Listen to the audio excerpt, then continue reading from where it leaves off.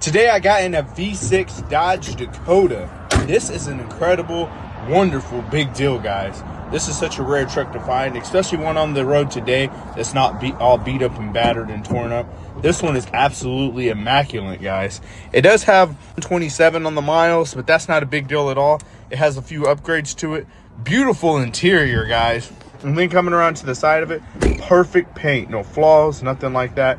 And this one is a Lone Star Edition. But my question to you guys is, would you buy this Dodge Dakota?